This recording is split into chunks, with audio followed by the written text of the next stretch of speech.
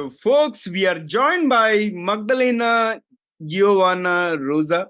She's a author, poet, teacher, and speaker, and even in ASL, American Sign Language. And Magdalena has a just for life and enthusiasm for life, not common to most. She has lived in the tropical rainforest in Costa Rica. She ran 3 marathons, bought a yacht by the ocean, shaved her head to raise more than $5,000 for kids with cancer, and became a mom at the age of 43, to mention a few. And now she's transitioning between careers from being a teacher to a writer. Magdalena has led a love for writing all her life and has just published her first poetry book called The Day I Bought a Teddy Bear and a Vibrator, Unapologetically Me Poetry. And that is the title of the book, which got me so captivated. And that's why she's here with us. And in fact, there is a lot to learn from her.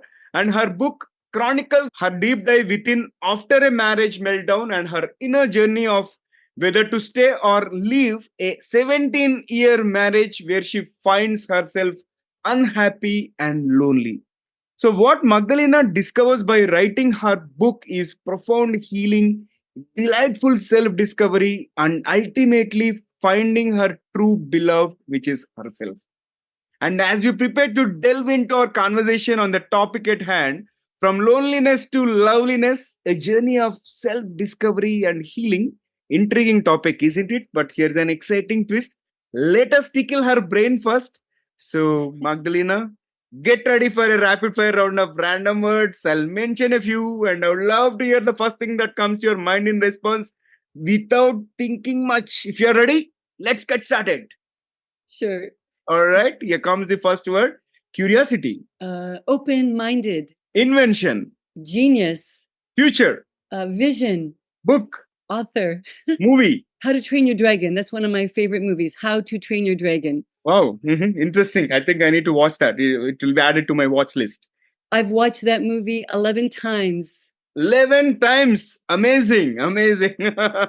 And next is aliens, Green, universe, expansion, leadership, role models, role model, Jesus, Buddha, okay, ourselves. ourselves. Yeah, Yeah. good one. And here comes the last word: success. As I define it. Wow, I love it. And Magdalena, thank you so much for participating in the first rapid fire round. And there is one more rapid fire round waiting toward the end of the episode. And before I formally welcome you to the show, let me welcome the audience. So, folks, welcome to TGV. You have tuned into the Guiding Voice podcast series where we embark on transformative conversations for a better future. I'm your host, Naveen Samala, dedicated to making the world a better place through valuable discussions that add value not only to your life, but also to your career. And thank you so much for tuning in. And Magdalena, hearty welcome to TGV. How are you doing today? I'm doing so great. I'm very excited to be here. I actually did my cold water dip this morning in the ocean, so I'm all ready to. Oh, wow, wow, wow. That's great.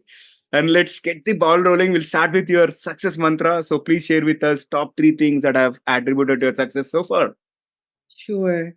Well, I have many tools in my toolbox. I call it my toolbox. And the top 3, I don't know if I can narrow it down, but for sure, I have a morning ritual, a morning routine with my meditation. For me, that is golden. It varies slightly, but I definitely have a morning routine.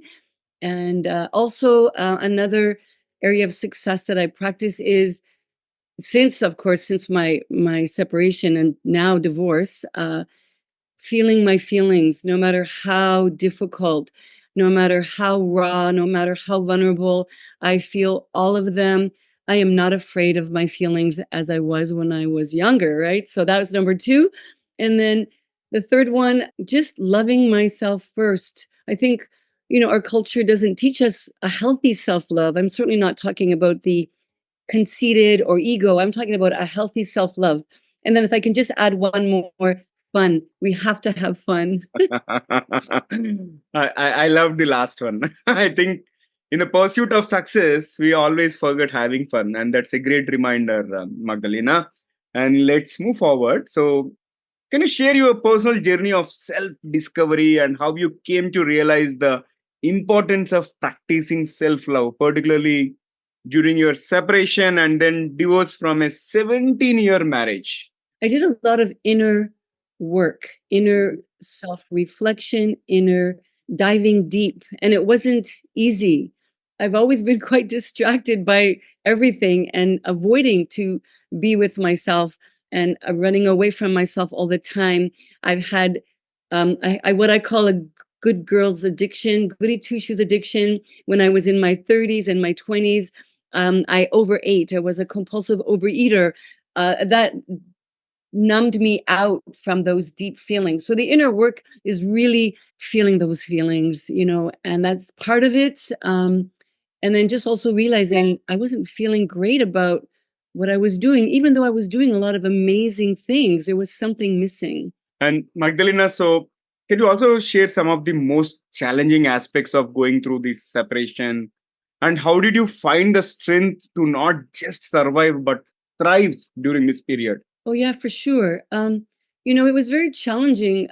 What was challenging the most is my own thoughts and my own feelings and the stories I would tell myself, which were very, very disempowering. And to be honest, at times quite self-loathing. I really didn't like myself a lot. And like I said, even though on the outside I was performing, doing very well, but the challenges were really just, what was going on in my head, the 6 inches between my ears. I call it my real estate. The best real estate we all have is the 6 inches between our ears. So I had to really look at that. The strengths, the things that worked for me were women support groups, even if they were on Zoom, right? And in person. I did a lot of therapy, and of course, also the self-care had to come from within. So I was learning about being tender. The word tender and tenderness to me is gold. And I really just realized that I wasn't very kind to myself. So that was a big one. And then, of course, using fun as therapy to get through some of the darkest times, especially at the beginning of my marriage. I mean, not the beginning of my marriage, pardon me. That's not a beginning of my separation, I should say. Beginning of my separation. Yeah. So if I can say that again, I'll clarify. So even using fun as a form of therapy to get through the darkest times, even at the onset of my separation. Yeah. And now you're happy, right? You don't have any regrets as such. You made a right choice, if I'm not wrong. Yeah, it wasn't easy to realize that. To be honest with you, my separation started not quite 3 years ago. The divorce just became official last month. Okay. And there's sinews, right? There's sinews of letting go. There's energetic connections. And I wish my ex well, and I also want to live my own life. So yes, in the end, I've done some incredible things. I have no regret. Yeah, great. And Magdalena, you mentioned about fun 2 times so far. So fun activities as therapy during your darkest times. So please elaborate on how these activities helped you cope with the emotional turmoil of the dissolution of your marriage, and which ones had the most significant impact on your well-being? For sure. Well, I have a bucket list. And there was things on my bucket list that I hadn't done before. And it's like, well, why don't I just start with those? And what I found was, it helped the counteracting of the depression, the anger, the confusion, what is going to happen? Nothing was the same. Nothing was the same, which is just it shakes the core of who you are when nothing is the same. So I looked at my bucket list, and on my bucket list was take a burlesque class. And I did. And another thing on my bucket list that I had waited for 7 years was to go to Bhutan. I'm wearing my earrings from Bhutan, and there's a pilgrimage that I wanted to do there in honor of a female teacher that lived there 1,000 years ago, and I had learn some of her teachings. So that was definitely on my bucket list, and I did that as well. And I even did some pole dancing, just in the classes. There's two kinds of pole dancing. I only did the one that was more like gymnastics. I mean, I didn't do the other one, which was more seductive dancing. Maybe I'll try that later. But the one that I was doing was just more strength and core. But yeah, it was a lot of fun. So, what is this burlesque? I haven't come across that so far. Oh, burlesque. Well, it's very tasteful. I think some people have the wrong idea of burlesque, but my understanding is it's very sensual. It's a dance on stage where you entice the audience with, stripping down to Oh, some meager, skimpy clothing, but there's dance and there's movement. And I mean, I was part of a student showcase performance. I actually didn't know that was part of the course. oh. I signed up for an 8-week course, and I realized, what? We have to perform on stage? No way. I'm not going to do that. My life's a mess. And then one class, people were coming with their costumes. I'm like, oh my gosh, this is too fun not to do. So I did it because my life was a mess. And so I actually went on stage. It was so exhilarating, even though that morning I was petrified. So that was a breakthrough. That was so much fun in the end. And I ended up taking a second burlesque dance class as well. So it's dance, seductive, sensual, sexy. Yeah, and it was fun. It was a lot of fun. So quite interesting. And what did you learn about yourself through these experiences of burlesque and also flying to Bhutan for pilgrimage? What I learned was that I can do anything if I get through the fear. I was Hmm. petrified to go on stage and do the burlesque. When I went to Bhutan and got on that plane, you have to understand that I flew there by myself. I was going to a place that I'd never been to before, halfway across the world, and Bhutan is in the mountains. I had gone to Colorado 30 years ago, and I experienced I got sick. I got mountain sickness, altitude sickness. And so for me, Bhutan was also in high altitude. So I was very worried about that. I did end up bringing naturopathic remedies. I was fine. But of course, you don't know that. I risked I mean, in my mind, I thought I'm going to die, right? So anyway, I learned that when I came back, I look back and I go, wow, what else can I do? I laugh at my own self at the fear. So what I learned is that feel the fear, just keep going. You can do it. Okay, so can you also share more about the feed your demon meditation technique and how it helped you navigate feelings of loneliness during your marriage, separation, and post divorce? And how did this Yes. practice contribute to your journey of self love and healing? Oh, for sure. The feed your demon is part of the practice from the teacher that lived 1,000 years ago, Machik Labdran, and she created this feed your demon practice. What it is a meditation. It's a 2-chair meditation, kind of like Gestalt therapy. You actually have 2 chairs. You yourself is in one chair, and the demon, what is defined as what is it that blocks your joy? So it could Mm. be depression, it could be anger, it could be an illness, it could be a situation that you're very conflicted about. So you put the demon, you personify the demon, and you have a conversation with it. By the end of the meditation, you feed the demon. We tend to kill what we fear, but this Mhm. teaching is no, no, you feed that. And what ends up happening is there's a beautiful, incredible transformation of this personified demon, this depression, this anger, and it's beautiful. And then the ending is you find your ally in this demon. Yeah. The demon is just your ally in disguise, but if we Mhm. don't want to take a look. So it is very beautiful. It's a oneness with yourself. I found that to be extremely healing. It gave me clarity. It gave me more courage, because sometimes it's very hard to do a feed your demon practice. So I'll tell you, like I normally don't have any filters in my podcast. So personally learned two things today: burlesque dance and feed your demons. I'm going to do a lot of research around that because I don't know if I mentioned earlier, but I love talking to guests like you because you guys teach a lot.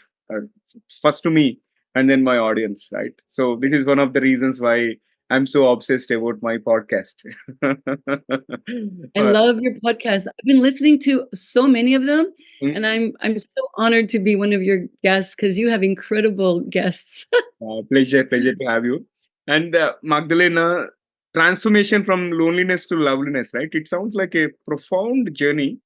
Can you share some practical steps or techniques that others can use to shift their perspective and find beauty in solitude or challenging times? And I'll tell you from the place where I belong to, people don't get into that separation thought. At least 99.9% of the population don't think of it. 0.1%, however, we have seen some rise in the divorce and all, but due to societal stigma and many other things, they think, okay, what would happen? What would people think? And whether or not I'll be able to bear, let me bear the brunt and let me continue, let me adjust. That is the kind of mindset that people have. So that's why I'm asking you this question. Sure. Yeah, we don't like to admit that we're lonely. Yeah. Nobody wants to say I'm lonely. It conjures up, wow, they're a loser. They have no friends. We make a lot of meaning, but Yeah. honestly, from personal experience, my loneliness was, I believe, due to me being disconnected from myself. I was lonely to myself. I don't know, I didn't know who I was. So for me, one of the things that helped me get through that was, again, a lot of Feed Your Demons. I'm a certified Feed Your Demon facilitator. I have Wow. had to practice at least, to be certified, at least 120 altogether, solo and partner. But so Feed Your Demon helped me get through my loneliness. I personified loneliness. I had conversations with her. I got to see what was behind it. I also wrote a lot of poetry, which is in my book. I've written a few poems about loneliness in my book. And also when loneliness comes, I sit with her. I Mm. feel, I get sad. I wonder, I'm curious. That word you said, curiosity. Yeah. I get curious about the loneliness. I think curiosity brings also compassion. Yeah. So when the loneliness comes, to have compassion and find out what's behind it. I looked online about loneliness in a marriage, and I discovered that they said 60% of lonely people were married. And I just went, why? I want to have a partner. That's why we get married, to not be lonely. And so it's a bit of an irony, yes? Yeah. Amazing. And I loved every bit of the conversation so far, but it's time for us to add some spice, some more excitement, some more fun to the episode. Are you ready for the second rapid fire round? Absolutely, Naveen. Absolutely. Amazing. So let's get into the second rapid fire round. Here comes the first bullet. If you could have one gigantic billboard anywhere with anything on it, what would it say? Oh, can I have two billboards? Yeah, please. Okay. One billboard would be bold, be gold. And the other one would be stay present. That's where the magic is. I love both of them. So we'll place one on the right side of the road and one on the left side of the road. Yes, for our yin and yang, our masculine and feminine. Yes. Superb. And here comes my next question. If you could swap your life with someone for a day, who would it be and why? Sure. I mean, there's so many incredibly beautiful people out in the world. I've just recently done some work with a well-known author, writer, psychic, intuitive spiritual teacher, and her name is Sonia Choquette. I have just recently worked with her, and I would love to swap a day to be her. Let's bring her on to TGV. Yes, I'll let her know. She would be thrilled, I'm sure. Yeah, please establish that connection. Let's bring her on. All right. Okay. Let's move to the next one. Can you describe yourself in just one word? It's between energetic and enthusiastic. They both start with E. I'm pretty enthusiastic. Yeah, I can see that right from our very first conversation. Great. And here comes the next one. Two truths and one lie about you. Oh my gosh. Okay. Well, okay. And are you going to tell me which one it is after? Which one is a lie? I'll try. Okay, well, no, don't worry. I know that's how the game goes. All right. I won a trip to New York City. I dream in sign language. And I have lucid dreams all the time. You have lucid dreams all the time. So I don't want to make any guesses. That's okay. We'll let the audience call in or something, or they can reach out That's to right. me. It's their exercise. Wonderful.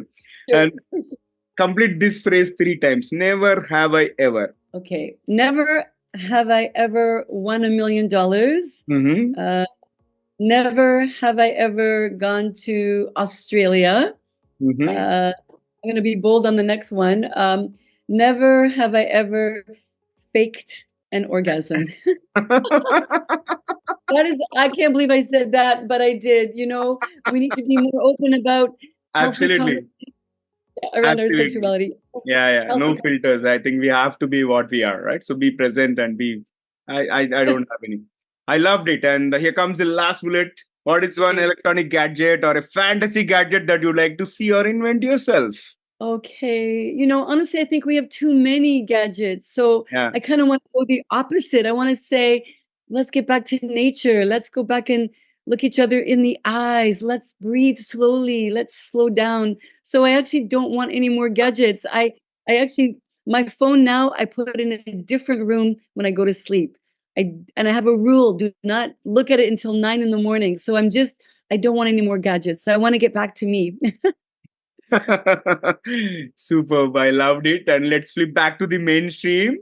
And looking back on your experiences, what words of wisdom or encouragement would you offer to others who may be going through similar challenges of separation, divorce, or navigating loneliness within a relationship? Yeah, it is definitely a tough time. So words of wisdom would be, really, really understand what it means to be true to yourself and practice that as best as you can until it becomes easier. That's number one. Another one would be brave and feel those feelings. It's so hard to feel our feelings and be brave and feel all those uncomfortable ones, but it's like no mud, no lotus. You got to go through those dark, hard feelings.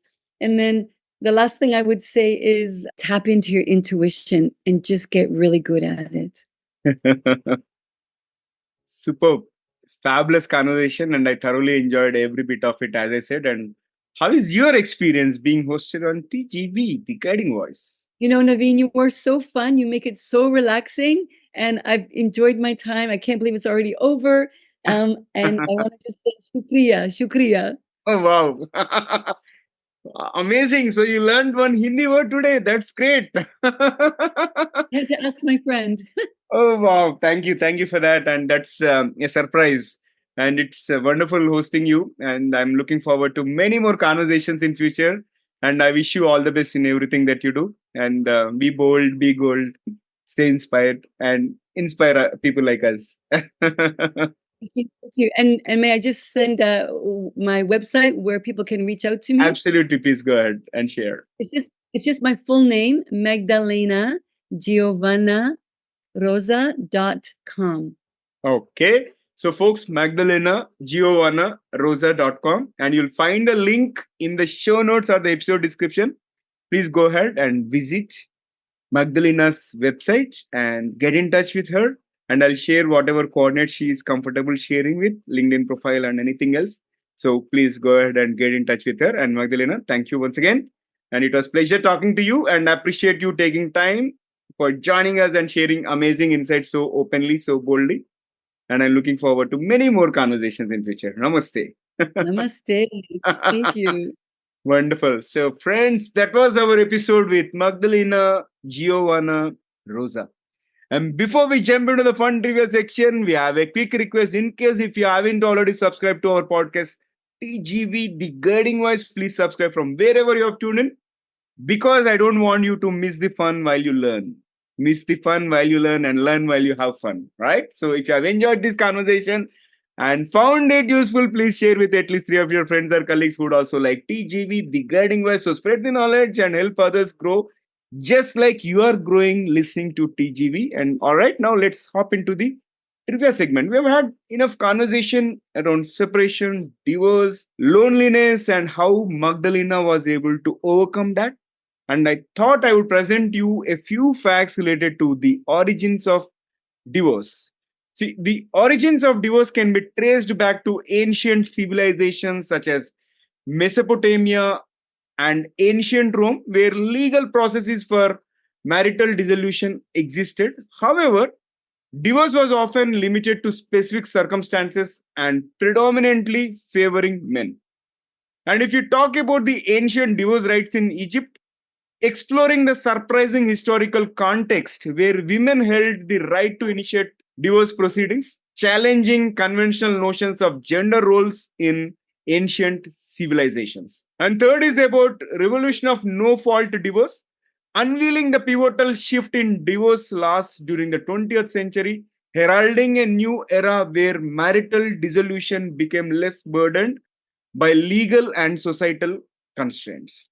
And next is about changing landscape of divorce rates, delving into the dynamic trends of divorce rates across time, dissecting the complex interplay of societal norms, economic factors, and evolving attitude towards marriage and family. And as I mentioned earlier, the place where I belong to in India, divorce is still a taboo, and not many people are keen to apply for that. And likewise, every region has its own customs and social stigma plays a critical role in terms of that. But I'm going to stop here, and before I let you go, folks, I would like to get to know your feedback in terms of what did you like most about today's episode. And also, if you have any specific topic recommendations or guest speaker suggestions, or if you have any other feedback, do let me know either through social media platform, or you can also email us at the guiding voice for you at gmail.com, for as in digit 4 and you as in letter U, and let's create content that resonates with you. Thank you so much for tuning in and also for being part of our awesome TGV family. I'm your host Naveen Samala, a lifelong learner, and my goal is to have impactful conversations that improve not only your life but also your career. And until next time, take care, stay inspired, and remember, the best is yet to come. Goodbye for now. See you all in the next episode with another amazing guest.